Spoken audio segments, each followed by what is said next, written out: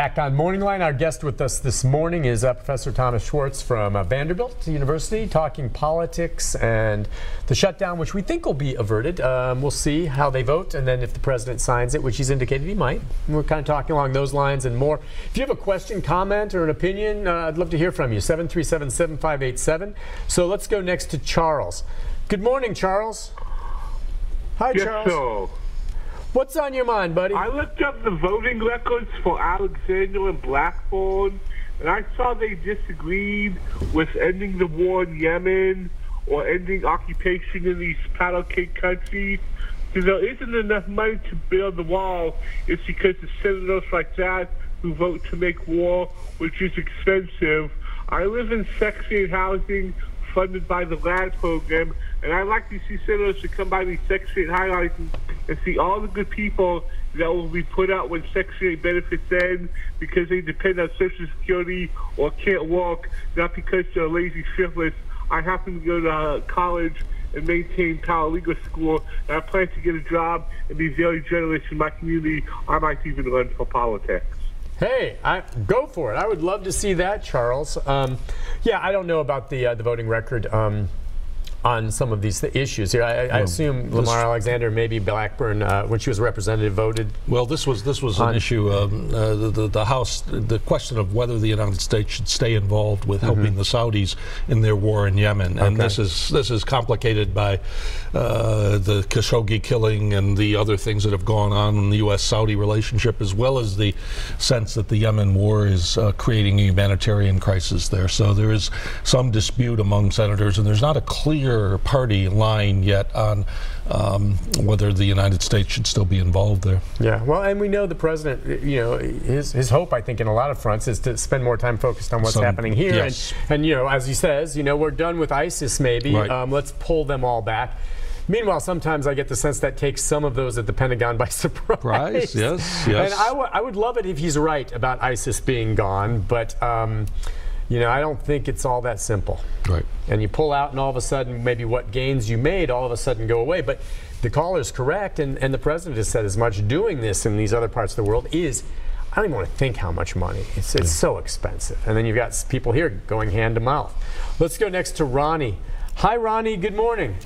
Good morning. Hey, what's on your mind, Ronnie? I got two small questions. Okay. First, about the government shutdown. I mean, they take away everybody's check. Do they also take away the Congress money as well? Nope. Nope. They still get paid. Well, they should be in the same boat with the rest of them. I think you're right. And my next question is, how come a regular person can't talk to the president when they got something to tell him? Well, it's interesting. The other day, I went on it. If you Google, how do I call the president? There is a number to the White House, right. Okay? You can dial it. Now, you would imagine there's probably millions of calls, so in fairness to any president, they can't take them all. But I have heard, including with President Trump, there have been people who have dialed that number, not just with him, but with past presidents as well, and every once in a blue moon, hello? And it's the president. I don't know, he just sits there. Wouldn't that be cool? But you can. But do you have an answer beyond that for him? I mean, you can. There is a number. You can Google it. There's a number for the White House. There is you a can White send House. him a letter, but you can call to the White House switchboard and ask to talk to the president.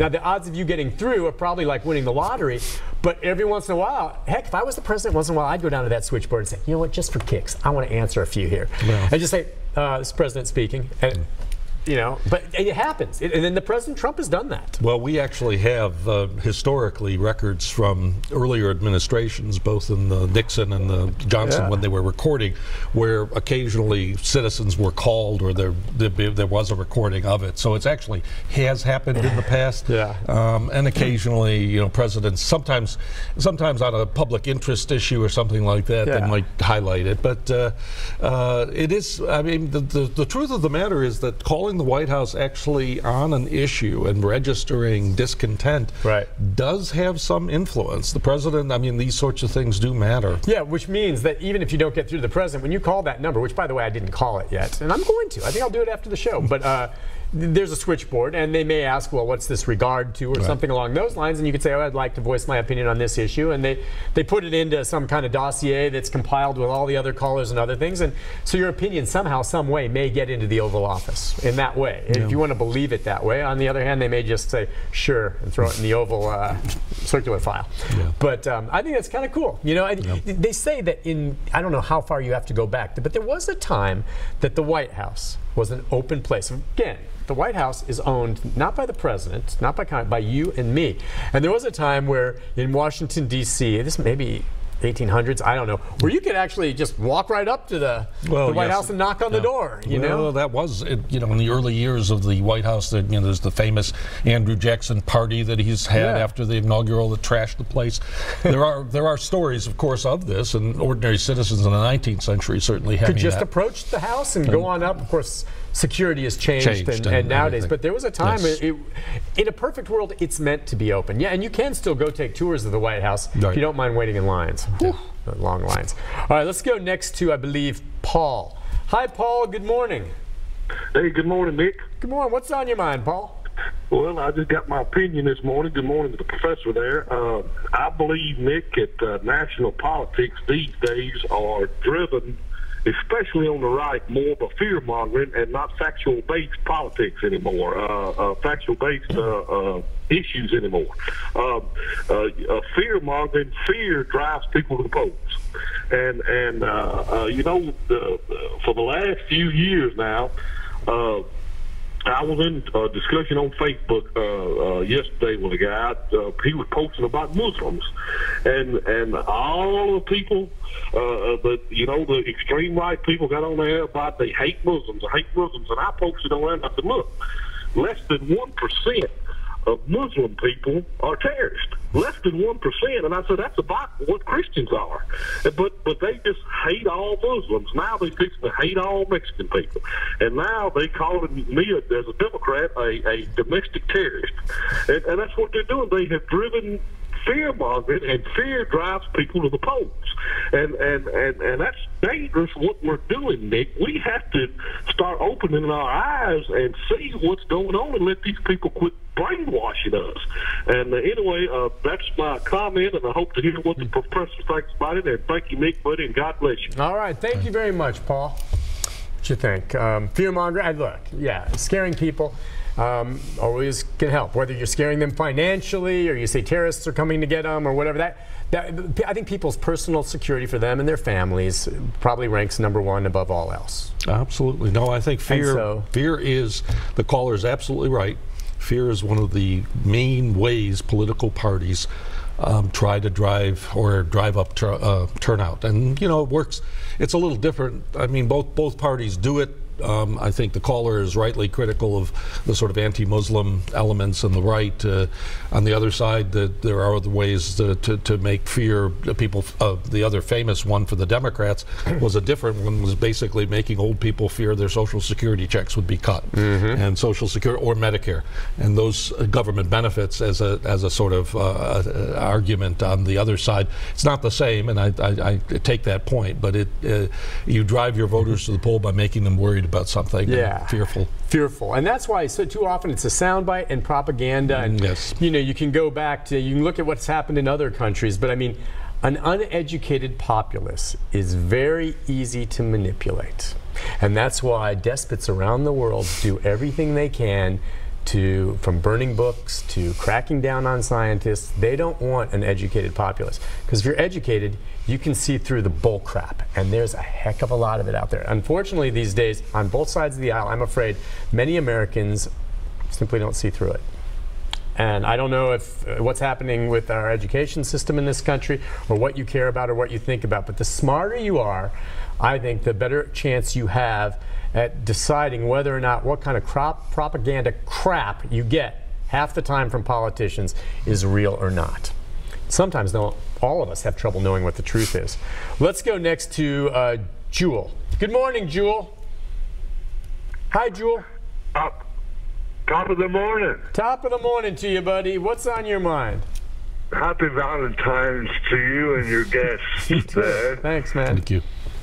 Yes, and your callers as well. Thank you again for another variety of the brain feast, Well, as very it nice. were. You know, Wall Street, that's how Wall Street got its name. And you know... Well, what do you mean? How did Wall Street get its name? They built the wall there. I forget what that's the right. reason. Oh, I'm sorry. That's right. Yep. Okay, gotcha. Yeah. Okay. Oh, but, you know, Cain killed his brother. It ain't a matter of race. There's bad in all races, and it's a shame, but it's a fact. Now, we need bridges built, roads mended, and etc. Why not give these people working papers and let them come in and get our country back on the road again, as it were, and fix these potholes? You know, sort through them. There's a lot of people with families, all they want to do is make a loaf of bread and feed their folks, you know? And we could really utilize all this manpower. Reagan did it. I would hazard a guess that out of the 11 million that he let legalize in his time, they're not all in prison. You know, it's just man's inhumanity to man is the way I see it, but we're all God's children. And, you know, we just got to do our best to show love, not just Valentine's Day, but every day. I hear you. What do you think? I mean, you know, that's right. Reagan, didn't he give amnesty to... Well, there was an immigration bill that did lead to amnesty. I think the interesting thing is, of course, that right now, because the economy is so strong, you don't hear as much the argument about immigrants taking jobs from Americans. That's because that's not really the And that's narrative. not what the president's talking about. He's talking about criminals or drugs. He's not talking about these folks coming in and taking jobs. Yes. As much as that was something that used to be the focus. And also the idea, he hasn't stressed as much, although he did sometimes talk about the idea that free immigration or easy immigration lowered wages for working class people. He doesn't want to talk about that right now because wages have gone up, and that's a big part of his argument about the success of the economy. So, but I do think, I mean, with population relatively leveling off, or what we see in birth rates and that immigration will play a big role in the economy and labor market. And so, because you need a workforce. And you know, the interesting thing is the president ad-libbed during the State of the Union. He said, "I love lots of legal immigrants." So he did actually sort of say something that his administration, some of the people enforcing it, have been stricter on legal immigrants as well.